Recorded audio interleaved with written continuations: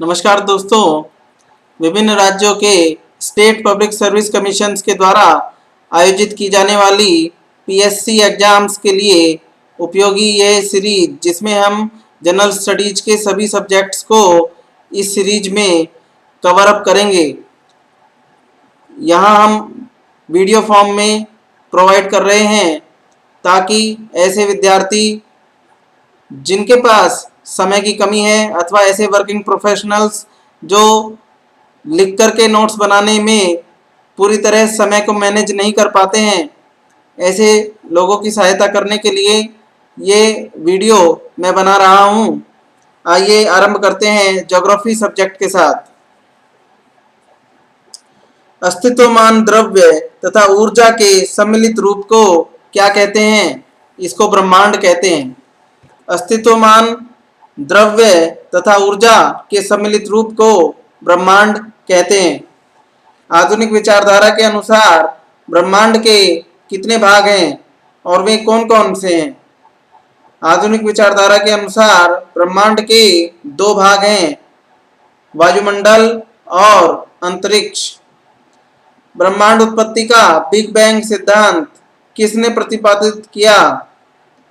George लेमेंटियर। George लेमेंटियर Belgium के खगोलविद और पादरी थे।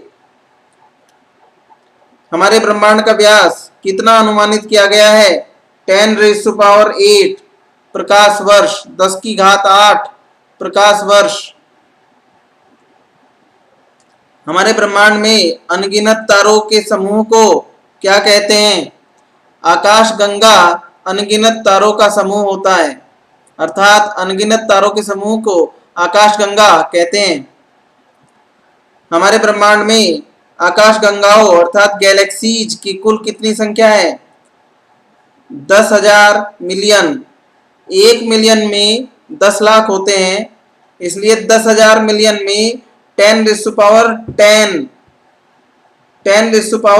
10⁻10 आकाशगंगाएं कुल मिलाकर के हमारे ब्रह्मांड में उपस्थित हैं। एक गैलेक्सी में अनुमानित तारों की संख्या कितनी होती है? 1 लाख मिलियन।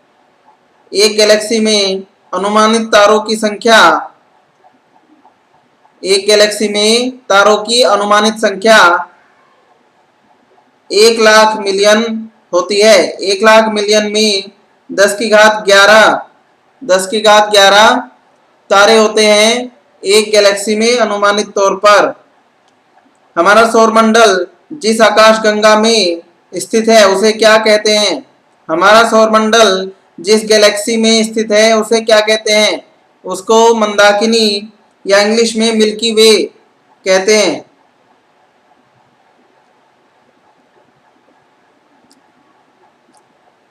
मंदाकिनी आकाशगंगा का 80% भाग सर्पिल आकार का है। मंदाकिनी आकाशगंगा को सर्वप्रथम गैलीलियो ने देखा था। मंदाकिनी आकाशगंगा में रात्रि के समय तारों के समूह की एक दूधिया पट्टी दृष्टिगत होती है। मंदाकिनी आकाशगंगा में रात्रि के समय तारों के समूह की एक दूधिया पट्टी दृष्टिगत होती है। इसी कारण से हमारी मंदाकिनी आकाशगंगा को, हमारी मंदाकिनी गैलेक्सी को मिल्की वे भी कहा गया है। हमारी आकाशगंगा अर्थात मंदाकिनी आकाशगंगा में सबसे अधिक शीतल और चमकीले तारों का समूह है ओरियन नेबुला। ओरियन नेबुला क्या है? ओरियन नेबुला हमारी मंदाकिनी आकाशगंगा में सबसे शीतल, सबसे ठंडे और चमकीले तारों का समूह है।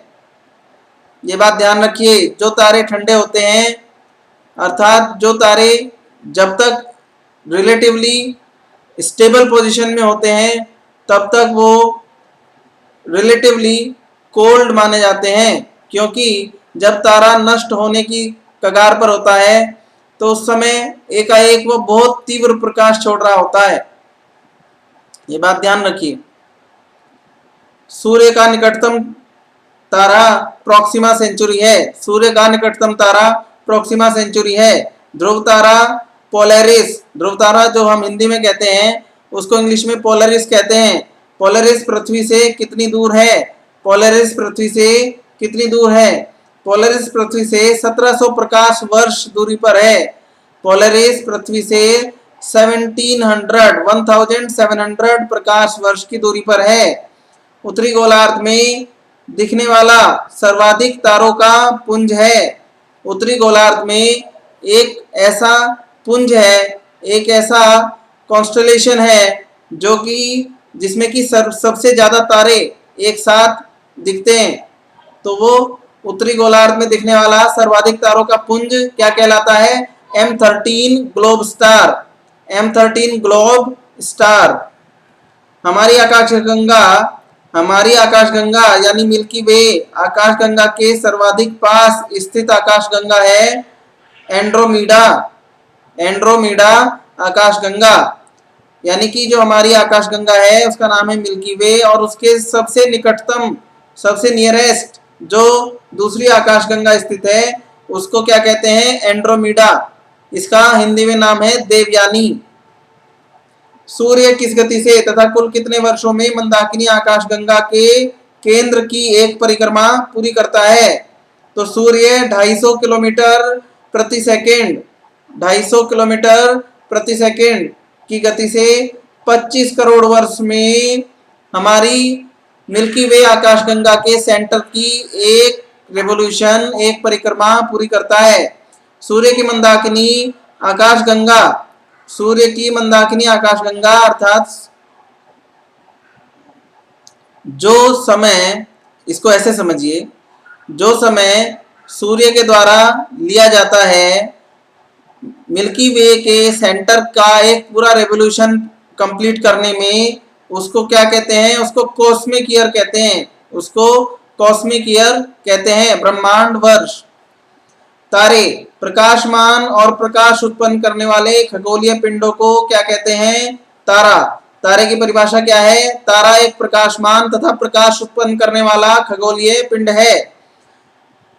ब्लैक होल किसे कहते हैं? तीव्र विस्फोट के बाद बड़े तारों का बना नया रूप जो इतना अधिक संकुचित, कॉन्ट्रैक्टेड और इतना अधिक डेंस होता है कि उसके ग्रेविटेशन से कोई भी पदार्थ, यहां तक कि सूर्य का प्रकाश भी उसके ग्रेविटेशन से बच नहीं पाता। यही ब्लैक होल या कृष्ण छिद्र कहलाता है। एक बार फिर से सुनिए, तीव्र विस्फोट के बाद बड़े तारों का बना हुआ नया रूप जो इतना अधिक संकुचित और सघन होता है कि उसके गुरुत्वाकर्षण से कोई भी पदार्थ, यहां तक कि सूर्य का प्रकाश भी बच नहीं पाता, इसे ब्लैक होल कहते हैं। What is a nebula? Niharika या नेबुला किसे कहते हैं? समीपवर्ती तारों या तारीय पदार्थों के प्रकाश से तीव्र प्रकाशमान आकाशीय पिंड। एक ऐसा आकाशीय पिंड जो किसी समीप के तारे से प्रकाश ग्रहण करके चमक रहा होता है, या फिर तारे जैसे जो पदार्थ हैं वो उसके चारों तरफ अपना प्रकाश फैलाकर ऐसे किसी आकाशीय पिंड को चमका रहे होते हैं। तो ऐसा चमकने वाला पिंड जो कि निकटवर्ती तारे से अपनी ऊर्जा, अपनी चमक लेता है, उसको नेबुला कहते हैं। समीपवर्ती तारों के प्रकाश से तीव्र प्रकाशमान आकाशीय पिंड जो कि स्वयं गैस या धूल से मिलकर के बना होता है, उसको नेबुला कहते हैं। अरोरा किसे कहते हैं? सूर्य की क्रियाशीलता के परिणाम स्वरूप ध्रुवीय क्षेत्र के वायुमंडल में एक चादरनुमा आकृति बनती है। सूर्य की क्रियाशीलता के परिणाम स्वरूप ध्रुवीय क्षेत्र में, अर्थात पृथ्वी के ध्रुवीय क्षेत्र में, अर्थात ये समझिए कि जो सूर्य की क्रियाशीलता होती है, सूर्य की जो एक्टिविटी है, सूर्य की एक्टिविटी क्या है? सूर्य जो परिक्रमा कर रहा है हमारे आकाशगंगा की, हमारी मिल्की वे गैलेक्सी की केंद्र की, सूर्य क्या कर रहा है, गैलेक्सी के केंद्र की, जो हमारी गैलेक्सी है मिल्की वे, उसके केंद्र की परिक्रमा कर रहा है, जो कि अभी मैंने थोड़ी देर पहले बताया 250 किलोमीटर प्रति सेकंड के वेग से। उसके जो वेलोसिटी ऑफ रेवोल्यूशन है सूर्य की, जिस गति से वो हमारे मिल्की वे गैलेक्सी के सेंटर की रेवोल्यूशन कर रहा है, वो है 250 किलोमीटर प्रति सेकंड की वेलोसिटी, और 25 करोड़ वर्ष का समय लगता है उसको पूरा करने में। इसको एक कॉस्मिक ईयर भी कहते हैं। और इस प्रकार की सूर्य की जो गतिविधि है, सूर्य की जो क्रियाशीलता है, दूसरा सूर्य की क्रियाशीलता का जो दूसरा भाग है वो उसके अंदर हो रही नाभिकीय क्रिया है, जो हाइड्रोजन के दो अणुओं को मिलाकर के हीलियम में कन्वर्ट होने से न्यूक्लियर फिशन के द्वारा होती है। तो इन दोनों गतिविधियों से, इन दोनों क्रियाशीलताओं से जो कि सूर्य के अंदर घटित होती हैं, इसके फलस्वरूप ध्रुवीय क्षेत्र में अर्थात पृथ्वी के नॉर्थ पोल तथा साउथ पोल पर वायुमंडल में सफेद चादरनुमा आकृति बनती है। इसे अरोरा कहते हैं। अर्थात ऐसी सफेद चादरनुमा आकृति का बनना जो कि अर्थ के पोलर रीजन्स में, वायुमंडल में, एटमॉस्फेयर में सूर्य की क्रियाशीलता के कारण बनती है, उसको अरोरा कहते हैं। आइए हम जानते हैं उल्का क्या होती है। उल्का, मीटरॉइड। मीटरॉइड क्या होती है? सौर मंडल के वैसे तारीय मलबे, यानी कि सौर मंडल के तारों के टूटे फूटे टुकड़े जो आकार में छोटे होते हैं और 42 किलोमीटर पर सेकंड की वेलोसिटी से पृथ्वी के वायुमंडल में प्रवेश करते हुए घर्षण के कारण मार्ग में ही जल करके नष्ट हो जाते हैं। तो उसको, ऐसे पिंडों को उल्का कहते हैं। एक बार फिर से सुनिए, सौर मंडल के ऐसे तारों के टूटे फूटे टुकड़े, ऐसे समझिए आप, सौर मंडल जो है आपका, जो सोलर सिस्टम है, उस सोलर सिस्टम में बहुत से तारे हैं, उनमें से अनेक तारे टूटते रहते हैं, अर्थात खंड खंड होते रहते हैं। ऐसे खंडित हुए तारे, ऐसे टूटे हुए तारे जो, और उन तारों के टूटे फूटे टुकड़े आकार में छोटे होते हैं और जो 42 किलोमीटर पर सेकंड की वेलोसिटी से 42 किलोमीटर पर सेकंड की वेलोसिटी से पृथ्वी के वायुमंडल में प्रवेश करते हैं और घर्षण के कारण मार्ग में ही जल करके नष्ट हो जाते हैं, उनको उल्का कहते हैं। सौर मंडल के तारों के टूटे फूटे टुकड़े जो आकार में बड़े होते हैं, अब उनका केस लेते हैं। ठीक है, अभी हमने उल्का देखा। उल्का है, उल्का क्या है? सौर मंडल के तारों के टूटे फूटे छोटे छोटे टुकड़े। अब हम देखते हैं उल्का पिंड या उल्काश्म, इसको हिंदी में कहते हैं उल्का पिंड या उल्काश्म। ये क्या होता है? एक्चुअली ये भी ऊपर की तरह, जो अभी हमने ऊपर वाला कंसेप्ट बताया उसमें और इसमें ये अंतर है कि ऊपर वाले कंसेप्ट में जहां उल्का की डेफिनेशन दी गई थी, वहां पर तारों के छोटे छोटे टूटे फूटे टुकड़े होते हैं, परंतु यहाँ पर तारों के टूटे हुए बड़े टुकड़े होते हैं। ठीक है, तो सौर मंडल के तारों के टूटे फूटे बड़े टुकड़े जो कि 42 किलोमीटर पर सेकंड की गति से पृथ्वी के वायुमंडल में प्रवेश करते हुए अपने मार्ग में जलकर पूर्णतया नष्ट नहीं होते, अपितु पृथ्वी के धरातल पर गिर पड़ते हैं, उनको उल्काश्म या उल्का पिंड कहते हैं। आपको पता होगा महाराष्ट्र में लोनार झील, इसी प्रकार से उल्का पिंड के पृथ्वी पर टकराने से जो गड्ढा बना, उस गड्ढे में पानी भर जाने से ये लोनार झील महाराष्ट्र के अंदर बनी है, वो इसी प्रकार से बनी है। अर्थात ऐसे बड़े टुकड़े जो तारों के खंड होते हैं, जब तारे खंडित हो जाते हैं, खंड खंड में विभक्त हो जाते हैं, खंडों के रूप में छोटे छोटे, मतलब अनेक, सॉरी यहाँ छोटे छोटे शब्द नहीं प्रयोग करेंगे, तारों के जो अनेक टुकड़े टूट जाते हैं और जो कि आकार में इतने अधिक बड़े हों कि जब वो पृथ्वी के वायुमंडल में 42 किलोमीटर पर सेकंड की वेलोसिटी से प्रवेश करने का प्रयास करें तो रास्ते में पूरी तरह जल करके नष्ट ना हो पाए वरन आकर के पृथ्वी पर टकराएं। तो ऐसे बड़े पिंडों को उल्काश्म या उल्कापिंड कहते हैं। इस प्रकार से आप उल्का और उल्काश्म या उल्कापिंड इन दोनों के अंदर क्या डिफरेंस है वो दोनों आपने नोट किए होंगे। दो डिफरेंस है मेनली। एक पहली बात है कि वेलोसिटी तो दोनों की हमने सेम मानी है, 42 किलोमीटर पर सेकंड की गति से ही दोनों जो है पृथ्वी के वायुमंडल में प्रवेश करने का प्रयास करते हैं। परंतु पहली बात यह है कि जो उल्का होती है, उल्का छोटी होती है आकार में और उल्का जो है मार्ग में ही जल करके पूर्णतया नष्ट हो जाती है, पृथ्वी पर आकर के टकराती नहीं है। लेकिन जो हमारा उल्का पिंड या उल्काश्म होता है वो आकार में इतना बड़ा होता है कि वो रास्ते में घर्षण के कारण पूर्णतया उसका दहन नहीं हो पाता, पूर्णतया जल करके नष्ट नहीं हो पाता और आकर के अंततः पृथ्वी पर टकरा जाता है। तो इसको उल्काश्म या उल्कापिंड कहते हैं। इस प्रकार मैं समझता हूं आपका कंसेप्ट क्लियर हुआ होगा। साथ ही अगला हम देखते हैं डेफिनेशन, पुच्छल तारा या धूमकेतु ये क्या होता है। पुच्छल तारा या धूमकेतु ये क्या होता है। अंतरिक्ष में लंबी चमकदार पूंछ सहित, अंतरिक्ष में लंबी चमकदार पूंछ सहित प्रकाश के चमकीले गोले के रूप में दिखाई देने वाले गैस तथा धूल कणों से बने प्रकाशमान खगोलीय पिंड जो सूर्य के चारों ओर एक इलिप्टिकल पाथ पर घूमते हैं उनको हम धूमकेतु या पुच्छल तारे कहते हैं।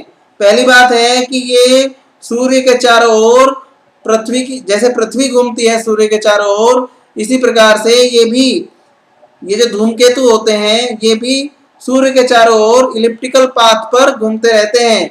दूसरी बात, ये अंतरिक्ष में स्थित होते हैं जो कि लंबी चमकदार पूंछ होती है, इनकी टेल होती है, ठीक है, जो कि लंबी भी होती है और चमकदार भी होती है और प्रकाश के चमकीले गोले के रूप में ये धूमकेतु दिखाई देते हैं। ये धूमकेतु एक गोले के रूप में जिसमें कि कुछ इल्यूमिनिटी होती है, जो ल्यूमिनस होता है, यानी कि एक प्रकाश होता है उसके अंदर से निकलता हुआ प्रतीत होता है। तो ऐसे प्रकाशमान गोले के रूप में होते हैं।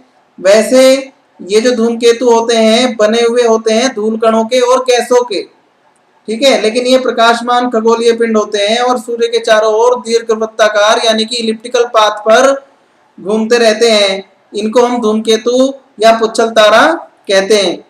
अच्छा, अब इनके कुछ एप्लीकेशन बेस्ड क्वेश्चंस हैं। हेली क्या है, एक पुच्छल तारा।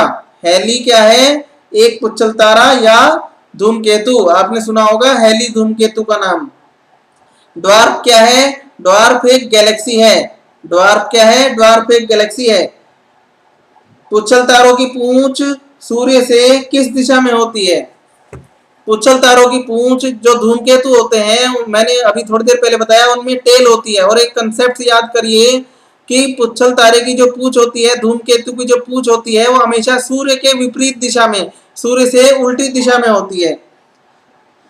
अब तक खोजे गए तारामंडलों, अब तक खोजे गए कॉन्स्टेलेशंस तारामंडलों में केवल चमकीले तारों का समूह में जो है सबसे बड़ा कौन सा है, यानी कि अभी तक ब्रह्मांड का सबसे बड़ा कॉन्स्टेलेशन कौन सा है। याद रखिए हाइड्रा।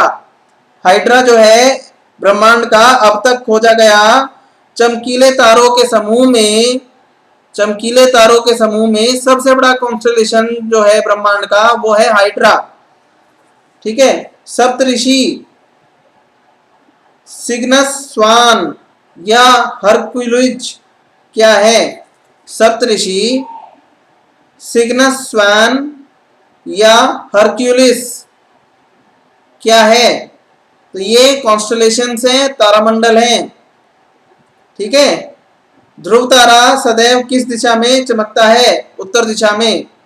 ध्रुव तारा हमेशा एक ही दिशा उत्तर में दिखाई पड़ता है। इसका क्या कारण है, क्योंकि यह उत्तरी ध्रुव नॉर्थ पोल के बिल्कुल ऊपर, ठीक ऊपर स्थित है, इसलिए ये हमेशा उत्तर में ही दिखाई देता है। अगला हमारा अध्याय है सोलर सिस्टम। अगला हमारा चैप्टर है सोलर सिस्टम। सूर्य तथा उसके चारों ओर भ्रमण करने वाले ग्रहों, उपग्रहों व खगोलीय पिंडों को संयुक्त रूप से क्या कहा जाता है? सौर मंडल। सूर्य तथा उसके चारों ओर भ्रमण करने वाले ग्रहों, उपग्रहों और खगोलीय पिंडों को संयुक्त रूप से सौर मंडल कहा जाता है। सौर मंडल की खोज कब और किसने की? सौर मंडल की खोज 1540 में पोलैंड के वैज्ञानिक कोपरनिकस ने की। हमारे सौर मंडल का प्रधान सूर्य है। सूर्य क्या है? एक तारा है। ठीक है। पृथ्वी से सूर्य की न्यूनतम दूरी 14 करोड़ 70 लाख किलोमीटर है। पृथ्वी से सूर्य की न्यूनतम दूरी 14 करोड़ 70 लाख किलोमीटर है। पृथ्वी से सूर्य की अधिकतम दूरी 15 करोड़ 21 लाख किलोमीटर है। पृथ्वी से सूर्य की अधिकतम दूरी 15 करोड़ 21 लाख किलोमीटर है। अर्थात आप समझ लीजिए 15 करोड़ 21 लाख अधिक से अधिक 14 करोड़ 70 लाख कम से कम। ओके। पृथ्वी से औसत दूरी 14.98 करोड़ किलोमीटर। अर्थात जो पृथ्वी से औसत दूरी है सूर्य की, पृथ्वी और सूर्य की औसत दूरी 14.98 करोड़ किलोमीटर। ठीक है। अच्छा, सूर्य का व्यास, सूर्य का जो डायमीटर है, सूर्य का डायमीटर 13,92,200 किलोमीटर, 13,92,200 किलोमीटर। सूर्य की त्रिज्या, इसका आधा कर लीजिएगा, इसको याद करने की आवश्यकता नहीं है, केवल डायमीटर याद कर लीजिए तो आपको ये याद हो जाएगा। एक मोटे तौर पर वैसे हम बता देते हैं 696,100, यानी कि 6,96,100, 6,96,100। अब या तो आप रेडियस याद कर लीजिए, त्रिज्या याद कर लीजिए, या फिर उसका व्यास याद कर लीजिए। इस प्रकार से चलिए, क्योंकि संख्याएं और फिगर्स मतलब जो हैं, डेटा बहुत सारा हो जाएगा at the end of the syllabus कि हम क्या क्या चीजें रिमेंबर कर सकते हैं। Revision is the key factor. So अब हम आगे बढ़ते हैं। आंतरिक भाग में, सूर्य के आंतरिक भाग में स्थित जो उसका सूर्य का केंद्र है, आपको सूर्य के जो भाग हैं उनको भी हम आगे कवर करेंगे। आप याद रखिए कि सूर्य के बीच में जो उसका आंतरिक भाग और केंद्रीय भाग कहलाता है, उस केंद्रीय भाग का जो व्यास है वो 3 लाख, उसका जो डायमीटर है 3,80,000 किलोमीटर है। 3,80,000 किलोमीटर उसका सेंट्रल एरिया का, जो उसकी सूर्य की जो कोर है, सूर्य की जो कोर है उसका डायमीटर 3,80,000 किलोमीटर है। सूर्य का वेट कितना है? सूर्य का वेट 2 × 10⁻27, 10 गुना 2 × 10⁻27 टन।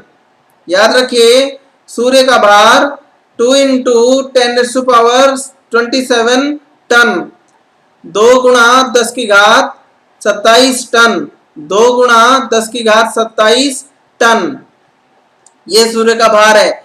सूर्य की डेंसिटी क्या है? 1.41 ग्राम पर क्यूबिक सेंटीमीटर। ठीक है, 1.41 ग्राम प्रति घन सेंटीमीटर। सूर्य का जो डेंसिटी है 1.41 ग्राम प्रति घन सेंटीमीटर। ओके। सूर्य की सतह का ताप 6,000 डिग्री सेल्सियस। सूर्य की सतह का ताप 6,000 डिग्री सेल्सियस। सूर्य के केंद्र का ताप, सूर्य की जो कोर है, अभी हमने बताया उसका व्यास कितना था? 3,80,000 किलोमीटर। और उस सूर्य की कोर जिसका व्यास 3,80,000 किलोमीटर है, उसका तापमान कितना है, टेम्परेचर कितना है? तो उसका टेम्परेचर 1.5 × 10⁻7 डिग्री सेल्सियस है। 1.5 × 10⁻7 डिग्री सेल्सियस है सूर्य की कोर का, सूर्य के केंद्र का ताप, जिसका व्यास 3,80,000 किलोमीटर है। ओके, आगे बढ़ते हैं। सूर्य के ऊपर कुछ धब्बे पाए जाते हैं। सूर्य के उन धब्बों का तापमान सूर्य के अन्य क्षेत्रों के तापमान से कम होता है, जिसको सौर कलंक कहते हैं, सनस्पॉट। सनस्पॉट का जो टेम्परेचर होता है वो 1500 डिग्री सेल्सियस होता है। ठीक है, सनस्पॉट का temperature 1500 degree centigrade degree Celsius होता है। ऊर्जा उत्सर्जन की दर, जो सूर्य की एनर्जी एमिशन का जो रेट होता है, सूर्य जिस रेट से एनर्जी को एमिट कर रहा है वो क्या है, 10⁻26 joule per second. 10⁻26 joule per second. सूर्य का केंद्रीय दबाव, सूर्य का सेंट्रल प्रेशर क्या है, 1 अरब एटमॉस्फेयर। 1 अरब एटमॉस्फेयर। सूर्य की इक्वेटर के सापेक्ष घूर्णन अवधि क्या है, सूर्य की इक्वेटर के सापेक्ष घूर्णन अवधि 25.38 डेज के बराबर है।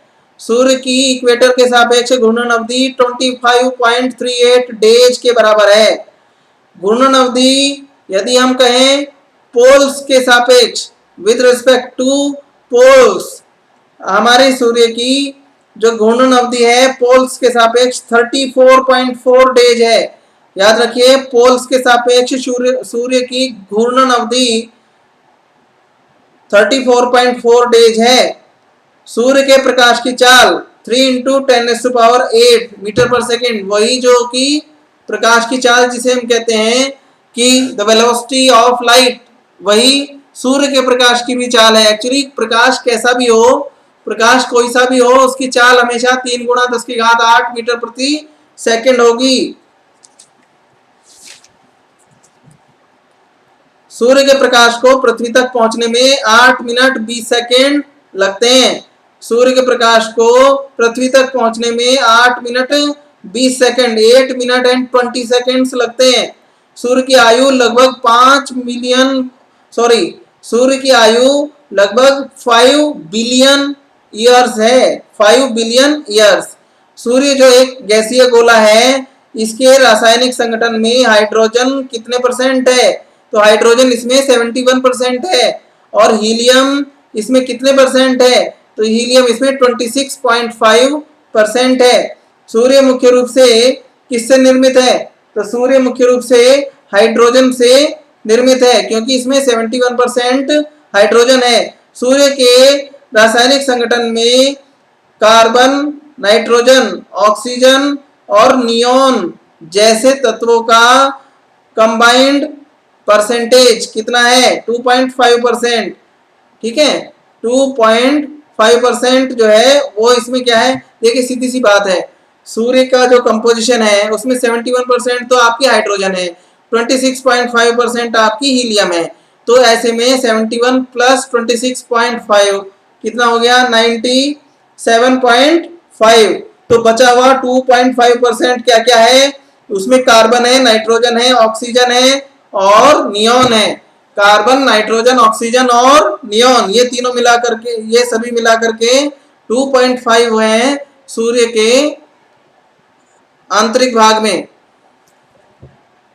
अर्थात आप कह सकते हैं सूर्य के केमिकल कंपोजिशन में, रासायनिक संगठन में।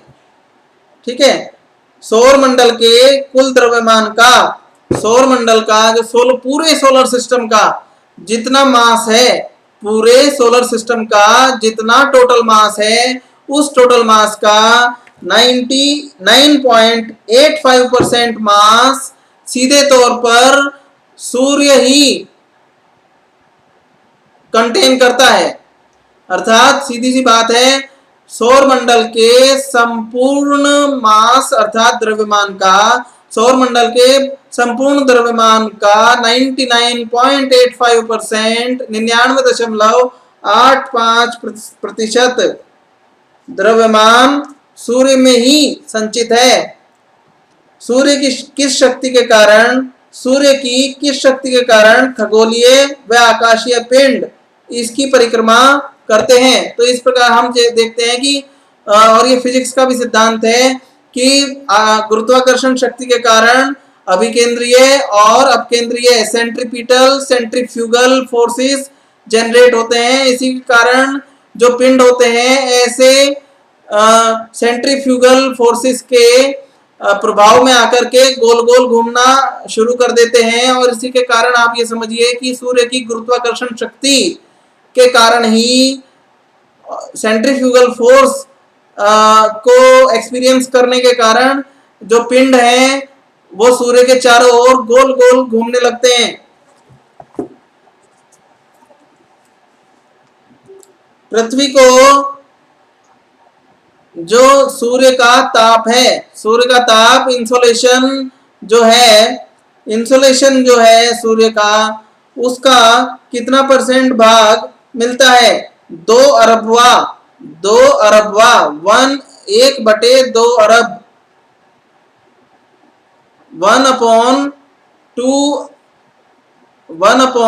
यानी 1/2 अरब 2 अरबवा भाग ही पृथ्वी को सूर्य के ताप का मिल पाता है। इंपॉर्टेंट हो सकता है, इसको याद रखिए। सूर्य की ऊर्जा का स्रोत क्या है? नाभिकीय संलयन। सौर मंडल के समस्त ऊर्जा का स्रोत क्या है? सूर्य। सूर्य अपने अक्ष पर, सूर्य अपनी एक्सिस पर किस दिशा की ओर यानी किस डायरेक्शन में रिवॉल्व करता है? तो पूर्व से पश्चिम की ओर। सूर्य अपनी एक्सिस पर ईस्ट से वेस्ट की ओर रेवोल्यूशंस करता है। ओके, सूर्य की दीप्तिमान सतह को, सूर्य की दीप्तिमान फ्लोरोसेंट सतह को क्या कहते हैं? तो इसको फोटोस्फीयर कहते हैं। सूर्य के फोटोस्फीयर के किनारे का भाग जहां प्रकाश नहीं होता, जहां पर प्रकाश नहीं होता, क्योंकि सूर्य का वायुमंडल उसका अवशोषण कर लेता है, वह भाग यानी प्रकाश रहित भाग क्या कहलाता है? सूर्य के फोटोस्फीयर के किनारे। देखिए समझिए, सूर्य का जो एक फोटोस्फीयर होता है, फोटोस्फीयर माने प्रकाश का गोला, जिसे आप कहेंगे फोटोस्फीयर, ठीक है, एक गोलाकार भाग। तो सूर्य एक अपने आप में, हम जो आम भाषा में यदि हम बिल्कुल लेमैन की भाषा में कहें, सूर्य एक आग का गोला है। ये समझिए, एक sphere of, you can say, इस प्रकार से आग का गोला एक स्फीयर है, ठीक है। अब आप ये समझिए कि सूर्य का जो ऐसा फ्लोरोसेंट सतह है, फ्लोरोसेंट सतह है जिसमें से दीप्ति निकल रही है, दीप्ति निकल, जिस सतह में, सूर्य की जिस सतह में से दीप्तियां निकलती हैं, दीप्ति का अर्थ हम यही समझिए, ऐसे ही समझिए कि उसमें से प्रकाश की बहुत तीव्र मात्रा इस प्रकार से निकल रही है, कुछ लपटों के रूप में भी आप उसे कह सकते हैं, है ना। तो ये जो सूर्य के दीप्तिमान सतह को हम क्या कहते हैं? फोटोस्फीयर। सूर्य की दीप्तिमान सतह को हम क्या कहते हैं? फोटोस्फीयर। और फोटोस्फीयर का जो किनारे किनारे वाला भाग होता है, फोटोस्फीयर एक ठोस गोला समझ के चलिए, और उसके जो किनारे का सीमावर्ती भाग होता है, वो सीमावर्ती भाग जो है सूर्य के वायुमंडल के प्रभाव के कारण उसमें एक ऐसी पट्टी, एक ऐसा क्षेत्र उसकी परिधि के अलोंग, परिधि के चारों तरफ डेवलप हो जाता है, जहां पर प्रकाश नहीं होता। क्यों नहीं होता?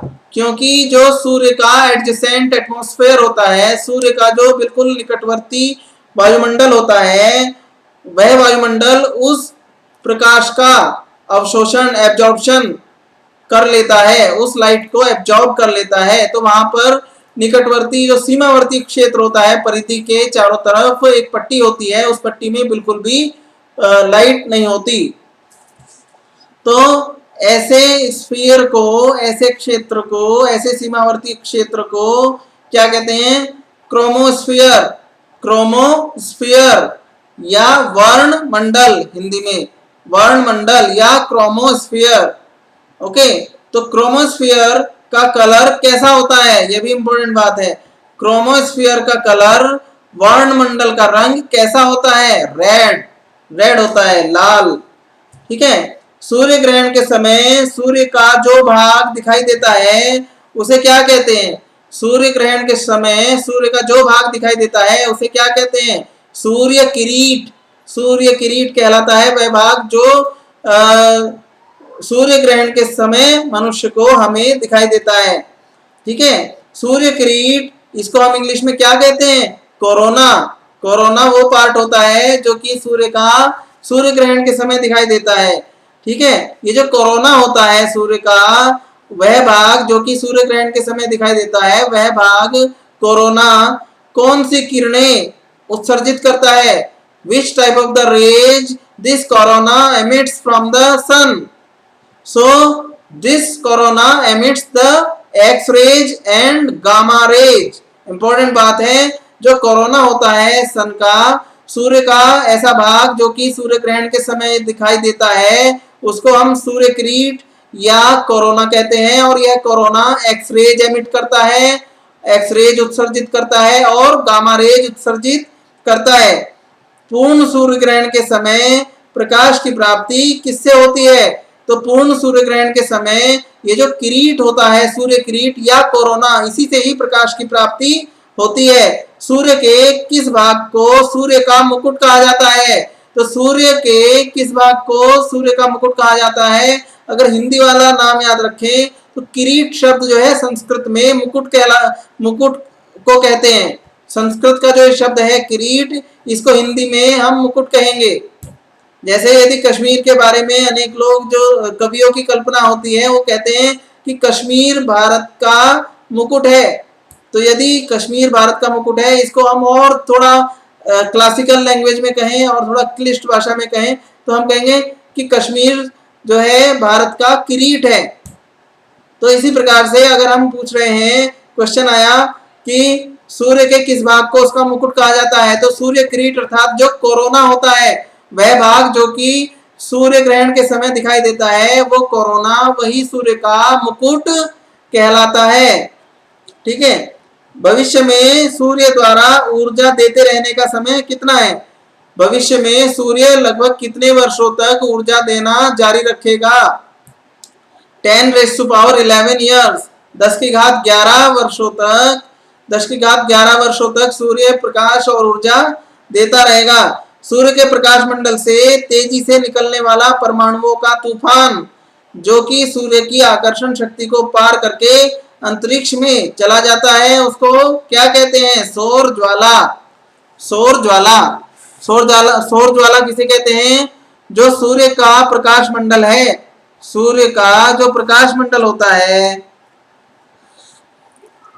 उसमें से एक परमाणुओं का तूफान उठता है और वह तूफान सूर्य की आकर्षण शक्ति, सूर्य की जो एट्रैक्शन की जो फोर्स है, सूर्य के फोर्स ऑफ एट्रैक्शन को पार करके अंतरिक्ष में चला जाता है। तो इस प्रकार से सूर्य से बाहर निकलने वाले ऐसे परमाणुओं का तूफान जो कि सूर्य की आकर्षण शक्ति, सूर्य की फोर्स ऑफ एट्रैक्शन को पार करके अंतरिक्ष में चला जाता है, ऐसे परमाणुओं के तूफान को ऑरोरा बोरियालिस कहते हैं। ऑरोरा बोरियालिस कहते हैं। ठीक है, अच्छा,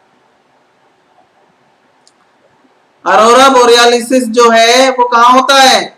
उत्तरी ध्रुव पर होता है। उत्तरी ध्रुव पर अर्थात नॉर्थ पोल पर होता है, ये इंपॉर्टेंट है, याद रखिए। ठीक है, और अरोरा ऑस्ट्रेलियसिस, अरोरा ऑस्ट्रेलिस, अरोरा ऑस्ट्रेलिस कहाँ होता है? साउथ पोल पर होता है। ठीक है, अर्थात सूर्य की जो गतिविधियां हैं, सूर्य के जो क्रियाकलाप हैं, यानी कि सूर्य के अंदर जो भी रिएक्शंस होती रहती हैं, उसके कारण नॉर्थ पोल पर तथा साउथ पोल पर दो प्रकार की घटनाएं देखने को मिलती हैं। एक घटना में नॉर्थ पोल पर क्या होता है कि सूर्य में से एक परमाणुओं का तूफान उठता है जो कि सूर्य की फोर्स ऑफ एट्रैक्शन को पार करके और इतनी तीव्रता से वायुमंडल जो है अंतरिक्ष में चला जाता है, स्पेस में चला जाता है, ऐसे परमाणुओं के उठते हुए तूफान को जो सूर्य के आकर्षण की शक्ति को पार करके अंतरिक्ष में चला जाता है, उसको हम नॉर्थ पोल पर क्या कहते हैं, अरोरा बोरियालिसिस, और साउथ पोल पर इसी घटना को हम क्या कहते हैं, अरोरा ऑस्ट्रेलियसिस, अरोरा ऑस्ट्रेलियसिस। ओके, सो ये क्यों होता है, आप जानते हैं कि पृथ्वी जो है एक चुंबक की तरह काम करती है, तो पृथ्वी के जो चुंबकीय गुण होते हैं, मैग्नेटिक प्रॉपर्टीज जो होती है, उसके कारण ये घटना होती है। अच्छा, अब आप जो है इसको डिस्कशन को अभी हम फिलहाल यहीं पर रोक रहे हैं, आगे हम ग्रह और प्लैनेट्स और उनकी प्रॉपर्टीज को डिस्कस करेंगे, इसको हम नेक्स्ट वीडियो में देखेंगे। तब तक के लिए थैंक यू। मैं उम्मीद करता हूं कि ये वीडियो आपके लिए यूजफुल रहा होगा। Thank you very much, all the best.